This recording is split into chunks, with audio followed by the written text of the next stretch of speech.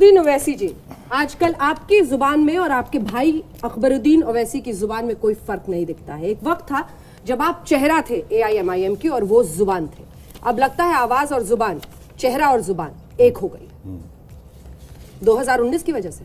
नहीं, जबान वही है, पुरानी जबान है, मेरी सोच भी वही है। आपको ऐसा क्यों लगता है मुझे नहीं मालूम। मुझे ऐसा इसलिए लगता है क्योंकि मजहब की खुलकर बात करते करते अब आप परिवर्तन की भी, धर्म परिवर्तन की बात करने लगे हैं, दाढ़ी छोड़ने की बात करने लगे हैं। मतलब जरा सा जो पर्दा पहले रखते थे हटा दिया है साहब। नहीं, देखिए मैं आपको बता रहा हूँ कि वो स्पीच जो है ना, आप उसको समझे नहीं। ये बताइए कि उर्दू में किरदार किसको कहते हैं, कैरेक्टर, सच्चाई किसको कहते हैं, ट्रुथ। मैंने कहा कि हम अपने किरदार से और सच्चाई से आपको दावत देंगे। अब इसमें फोर्सिबली कहाँ है? तो अफसोस ये है कि वो जो न्यूज़ एजेंसी ने जो तर्जुमा किया, उन्होंने इस अल्फाज को खा लिए। वो स्पीच आज भी है मेरी, मैंने बाद में उसको रीट्वीट किया, उस पर हमारे लोग बताया कि भाई इसमें लफ्ज़ किरदार और लफ्ज़ सच्चाई का इस्तेमाल है। अब अगर उसको वो खा लेंगे और आप लोग नहीं देखेंगे तो मैं क्या? ऐसे भाषण क्यों देते हैं सर जिस पर सफाई देना पड़े? आजकल आप भाषण नहीं भड़काते हैं। ना, कहाँ भड़काते हैं? मेरा काम भड़काना नहीं है, मेरा काम एक सोच देना है। और भाषण देना जरूरी है क्योंकि ये फ्रीडम ऑफ एक्सप्रेशन है, कॉन्स्टिट्यूशन में मेरा राइट है और मैं बोलूंगा। अब इसको तोड़ मोड़ के, या फिर अगर आप उर्दू नहीं समझ रहे हैं तो उसके जिम्मेदार मैं कैसे? क्या ये सवाल इसमें शामिल है? मुझे आपकी बातों से लग रहा है कि आप महत्वाकांक्षी बहुत होते चले जा रहे हैं राजनीति में। दूसरा आरोप आप कहते हैं, आपके अंदाज में बोलूं अगर आपकी इजाजत हो, हम दाढ़ी और छोड़ेंगे, वो काटेंगे तो हम इसको और छोड़ेंगे। बिल्कुल। ये भड़काना नहीं है तो क्या उनको भी छोड़ने पर मजबूर कर देंगे? बिल्कुल। इसका मतलब क्या है? आप कहते थे कि मोहन भागवत अगर छुरा दिखाएंगे तो वंदे मातरम नहीं बोलूंगा। बिल्कुल। अब आप भी वही करना चाह रहे हैं? नहीं, मैं ये कह रहा हूं कि एक इंसान को जबरदस्ती पकड़कर लेकर जाकर उसकी दाढ़ी काट देना और उसको बोलना कि तू पाकिस्तानी है, ये कौन सी बात है बताइए? दाढ़ी छोड़ना तो मेरा एक फंडामेंटल राइट है। और अगर ये लोग ये हरकत क्यों कर रहे हैं कि डर पैदा किया जाए मुसलमानों में, डर पैदा किया जाए कि तुम अपनी इस्लाम की, जो मुसलमानों की जो तुम्हारी शनाख्त है, जो संविधान हमको देता है, वो भूल जाओ। इसलिए मैं कह रहा हूं, आज भी कह रहा हूं कि मुझे कोई मेरी दाढ़ी को काटेगा मैं फिर छोड़ूंगा। उसी डर को आप एनकैश करके अपनी महत्वाकांक्षा को पूरा करना चाह रहे हैं। नहीं, मैं तो डर दूर कर रहा हूं। कैसे?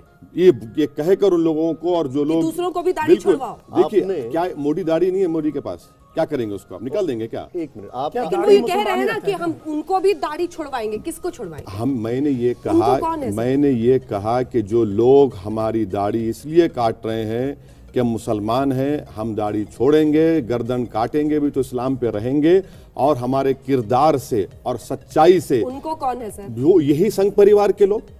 मतलब आप दूसरे धर्म के लोगों को ये दाढ़ी नहीं, छुड़वाएंगे? देखिए, हिंदुत्वा में और हिंदू में जमीन आसमान का फर्क है। ठीक है, मैं हिंदुत्वा के लोगों से कह रहा हूं कि हम अपनी सच्चाई से और हमारे किरदार से। कैसे पहचान होगी? बिल्कुल होगी। अगर ये लोग भड़क गए, आपकी बातों में आ गए, कल को किसी के जो आपके भाषण वहां करते। अरे सर, अपना अंदाज तो देखिए भाषण देते हैं। मैडम देखिए, वो वैसी जी बिल्कुल अलग होते हैं। बिल्कुल गलत बात है, बिल्कुल होते हैं जनता में। देखिए, इखलाक को मारा गया, कासिम को मारा गया, रकबर को मारा गया, जुनैद को मारा गया, मोहसिन को मारा गया, पेलू खान को मारा गया। कौन सा रिएक्शन हुआ?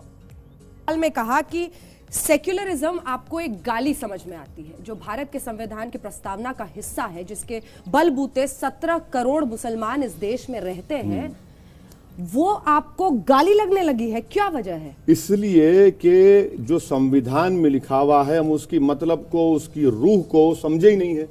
और सेकुलरिज्म का मतलब ये बना के रख दिए कि मुसलमान जो है सेकुलर, नाम निहाद सेकुलर पार्टी गुलामी करे। सेकुलरिज्म का मतलब ये तो नहीं है ना मैडम कि हिंदुस्तान की लोकसभा में जो सबसे बड़ी पंचायत है उसमें से 4% मुसलमान जीत के आए।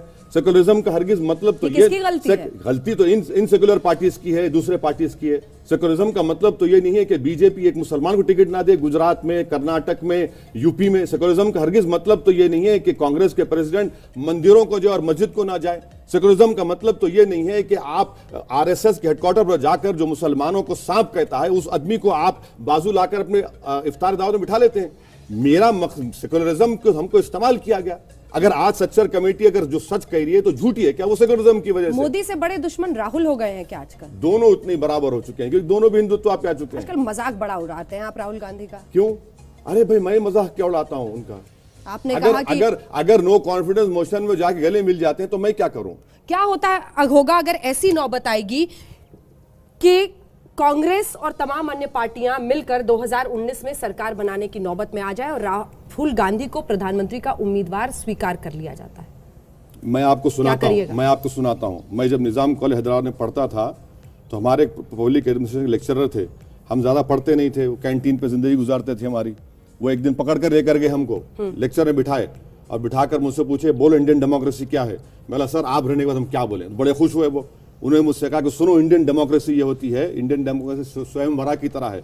कभी कभी वो जाकर किसी के बेकार आदमी गले में फूल का हार डाल देती है, तो वो इंडियन डेमोक्रेसी है। बेकार आदमी है राहुल गांधी? मैं बेकार नहीं कह रहा हूं, इंडियन डेमोक्रेसी हो सकता है, आवाम का फैसला हो, कोई बन जाए। आपको लगता है विपक्ष को रिप्लेस कर देंगे, राहुल गांधी को हटा देंगे, मोदी वर्सेस ओवैसी एक दिन लड़ाई हो जाएगी? मैडम, मैं किसी को रिप्लेस करने नहीं आया हूं। मेरी लड़ाई पूरी संविधान के फंडामेंटल राइट्स की है, मेरी लड़ाई इंसाफ की है और मैं वो चाह रहा हूं मुझे